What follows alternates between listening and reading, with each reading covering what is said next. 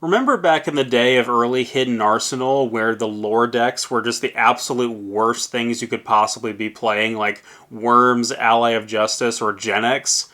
Well, fast forward to the Yu-Gi-Oh! Sevens era post Rise of the Duelist, and not only are the lore decks awesome, they are probably always consistently been the best thing you could be playing in any respective format, whether it was Invoke Dogmatica, or Tri Brigade, or Sword Soul, or Branded. The lore decks have been consistently some of the best things you could be playing, and finally, we have a decent Spriggans card. Spriggans is an interesting archetype from the Abyss lore in the sense that they are not nearly as good as the rest. They are probably only the second worst, next to Ice Jades being the definite worst. But they have this problem of all of their monsters do absolutely nothing, whereas they have some of the most broken on paper spells in the entire game. Their spells really bring the whole archetype together and are absurdly powerful. We also take advantage of two other Abyss lore archetypes in this deck in Sprite and Therion. And this is a deck I've been really excited about ever since Photon Hypernova came out when Sargass was announced. And basically, Sargass had me like seeing stars in my eyes where I was like, holy crap, I cannot wait to play this deck. And it did get nerfed a little bit with the ban list. It was reliant on some of the Ishizu cards, which is fine. So we found a contemporary way to build the deck. And it's still not great, but I do like it. And it's going to be a little fun rogue deck I'm going to play around with for a little while. So let's go ahead and get into it. And coming straight from the Albaz Structure deck, a card that the Albaz deck itself has kind of stopped playing, is Spriggans Kit. So not only is it a Spriggans by name, but it has the ability to add a branded spell or trap to hand, and the one you're adding in this deck is not branded fusion, it's branded in high spirits.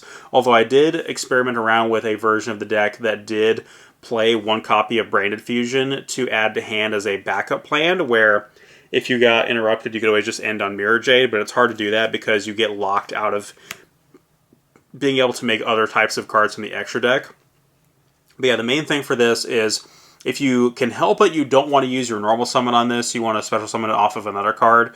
But this card gets you to Branded in High Spirits, which gets you the Sprint, the Iron Dash Dragon from your extra deck to the graveyard, and gets you a search. It's huge, and we definitely want to see that.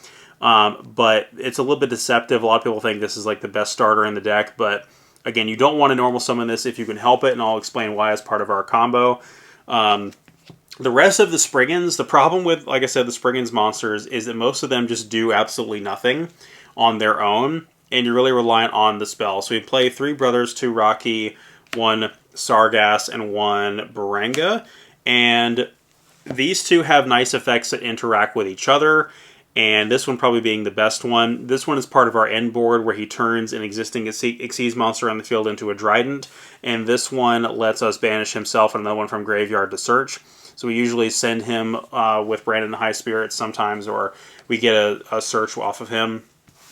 So that can sometimes come up. I'm actually running 2 Regulus, and the reason being is that it's not bad to hard draw this guy. You usually want to search him off of Sargass, but if you hard draw him, then you can use Sargass to search Tallyho and still have this guy in your hand as a Omni Negate or just summon Insurance into Nibiru, which is really cool. If you noticed at the recent YCS in London, there was a crazy 60-card deck that used 4 Mud Skipper as its starter and used a bunch of incidental engines, and it was basically a deck that would go rank 4 for Spriggans Merrymaker, pitch a guy from deck to grave, attach that guy's material, usually like Brothers. It would like send Brothers from deck to grave. Brothers would attach itself to Merrymaker, and then overlay for Sargass, Sargass search, Regulus. And that just gave you an Omni Negate as Nibiru insulation. And I feel that that's going to be a heavily splashed engine in experimental decks going forward, and I actually have an idea for a deck I want to try splashing that into.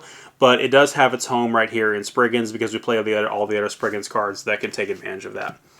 So, lastly we have the Sprites, which is just 1 blue, 1 jet, and 1 red. And I only own 1 blue, which I actually pulled at the Power of the Elements sneak preview event. Otherwise, I would probably play a Sprite deck. In fact, I think the main deck I would probably be playing right now would be Sprite Tri-Brigade, because that deck just looks absolutely insane, and I really love its playstyle. But if you hard open one of these guys, it's fantastic. If you don't, there is a way to make Gigantic and access blue, which gets you to the others. And of course, red being in a gate on field is huge. Jet being able to get you to Smashers is huge, because Smashers is actually one of the absolute best cards in this deck, even though it's a questionable choice in other Sprite decks. So that's our Sprite package there. Our other level 2, and the card we hope to use our normal summon on, is Cyberstein. We pay most of our life points to get a Naturia Exterio, which is infinite spell and trap negates. And this card can, potentially make Gigantic as well if you like. Then we have some hand traps. So we are on 3 Nibiru, because we're mainly playing this in a rogue setting. 3 Imperm, because it's, to me, the best hand trap going first or second. And 3 Ash. So those are the 3 hand traps we're on. And I said it before last year, and this is still probably mostly true with deck building, is you can tell an archetype is playable if they can afford to play at least 3 play sets of hand traps and the rest be engine, and it still be consistent. That's kind of the deal breaker of a playable deck, in my opinion. So that's it for the monsters, and on to the spells. We have the real all-stars of this deck. So we have the Gold Golgonda, the field spell that lets you summon Merrymaker with 0 materials from your deck. It's really weird how the Xyz engine works in this deck, because it's basically just like you summon the Xyz monster and give it material later, which is really silly. But you have to see this card in order to do anything in this deck, because if you don't see the Gold Golgonda or one of the cards that adds it, you're going to be in rough shape. So we max out on those, and we max out on Spriggans Watch, which is either a searcher for Gold Golgonda, or it is a Foolish Burial and Rhoda together, which is just so absurd, and it would be absurd in any other archetype. And then 2 Booty, which I should probably play a 3rd copy of. I think we're already on like 42-ish cards. After I cut some things, I cut Pedor out because he's just kind of useless. But I was seeing a lot of people saying play 3 of this, because this also gets you to Gold Golgonda, and you just need as many ways to get to it as possible. And then 3 Tally Ho. So this card is, again, one of the new cards released in Photon Hypernova that really makes this deck playable. Without this card, this deck is completely just unplayable. But it allows you to perform multiple special summons and a search just by detaching materials. And it is recurable, so you can activate it as a quick play spell during your opponent's turn. Detach materials from cards in your field, which triggers the either pop or the bounce off of Champion Sargass, which means that this card is technically interruption on your opponent's turn. It is just insanely powerful. And then we also have, of course, the 3 Sprite Smashers, which, again, this card is a questionable inclusion in pure Sprite decks. Most people agree to play 1. Some people say it's trash and don't play it at all. But most people don't even read the other 2 effects on this card for Spriggans or for Therions. And so this card has a lot of uses. And so what we could do with this card is, during our combo special summon Kit from deck, get Kit's effect to add Brandon to High Spirits, which we also play the 1 copy of, which, of course, recycles itself. And so Sprite Smashers is just absolutely insane in this deck. Literally insane. You're literally insane, guys. And then I may cut this. I haven't quite decided, but the 1 Spriggans Blast, it gives us just something else to do for our end board. And I kind of like the pseudo area of effect damage thing on this card and X-Blower in the extra deck. It's really interesting. So that is the list. So for the extra deck, we have Gigantic Sprite, which, again, will get us to the rest of our Sprite engine after we've used our Cyberstein, because we want to get that Cyberstein off the field so we don't get killed. We have the Gear Gigant X, which allows us to search for the Cyberstein and normal summon it. And we have 2 Merrymakers. We can hard make a Merrymaker, or we can summon off of the Gold Golgonda. So we always use one of them, and we want to have another one in the extra deck just in case anything happens with our main combo. Being able to actually activate the Gold Golgonda and summon one of these guys with no materials is huge. So, and regardless if he has materials or not, he's that Foolish Burial on summon, which is really strong.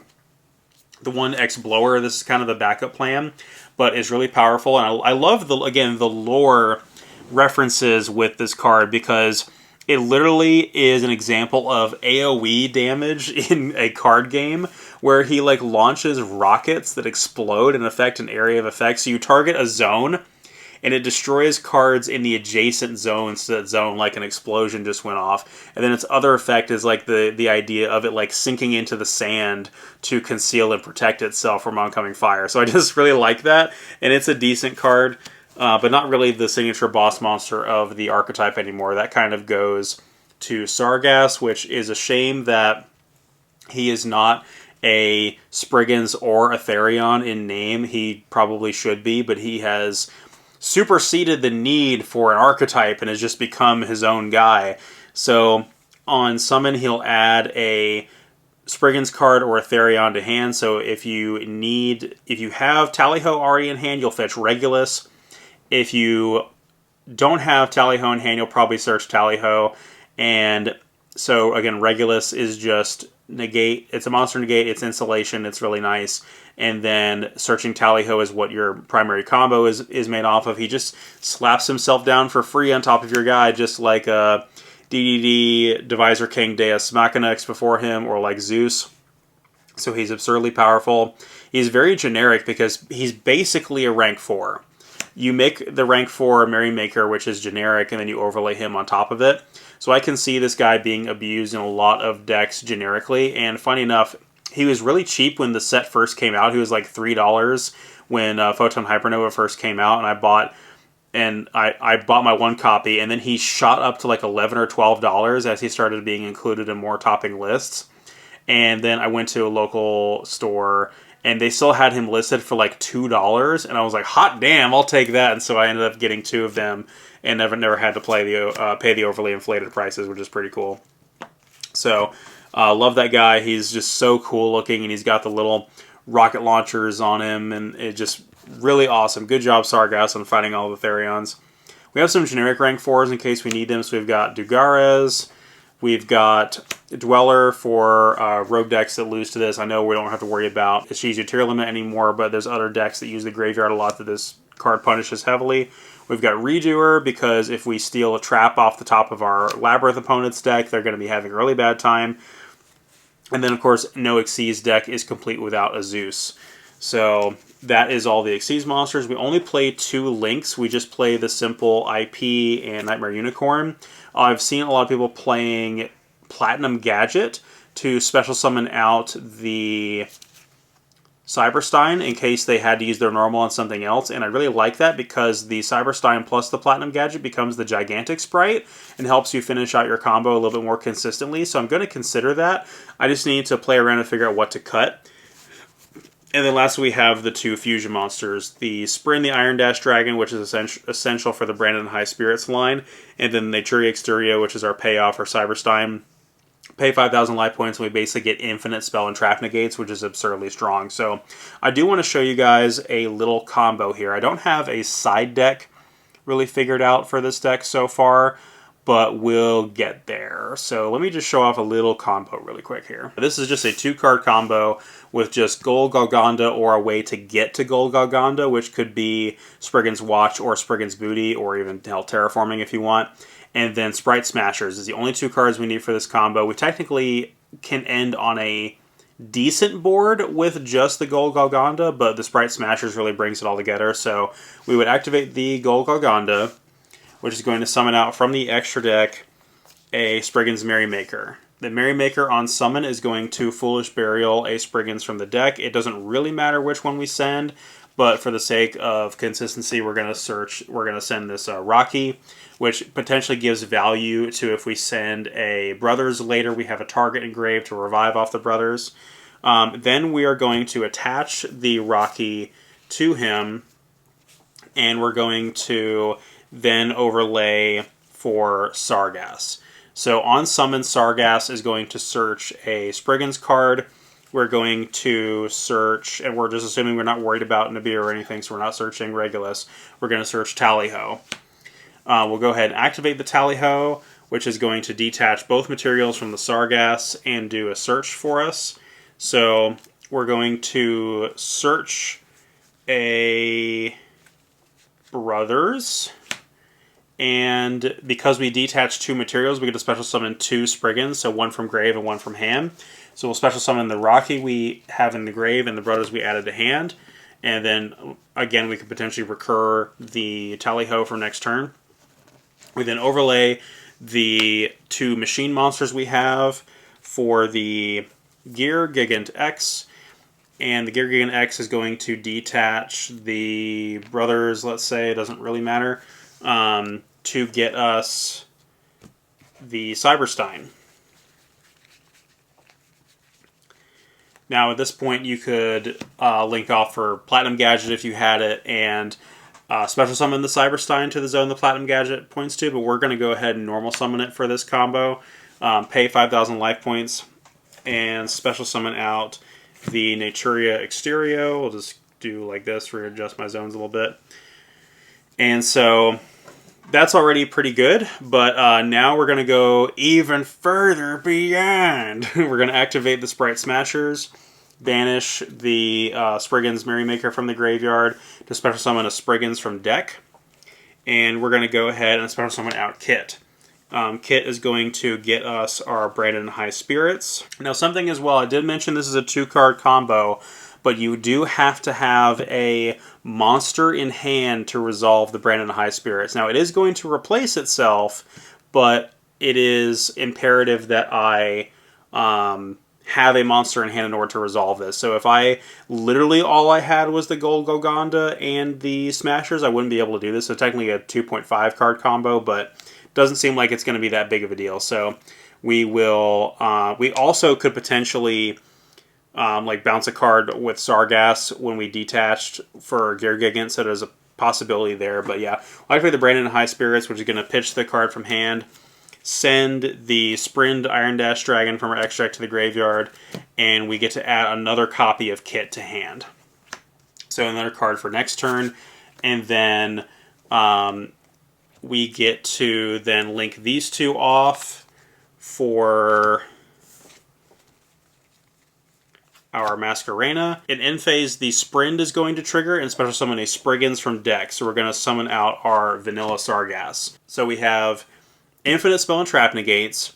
We have the ability to detach from our Gear Gigant X 1 more time with Sargass to pop a card. So he basically turns this into a Trident, which would proc the effect of Sargass to destroy another card or send a card in the field back to hand. And then after we've spent that destruction, we can link off the IP Masquerena and the Gear Gigant for a Nightmare Unicorn, and we still have a card in hand we added to pitch off of Nightmare Unicorn's effect. So it's pretty strong in my opinion, but it is very susceptible to interruptions.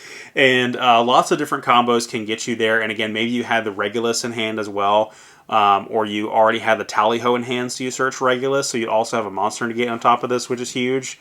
Lots of different ways that this combo can go. So that is the deck. Thank you guys so much for watching, and I'll see you guys next time.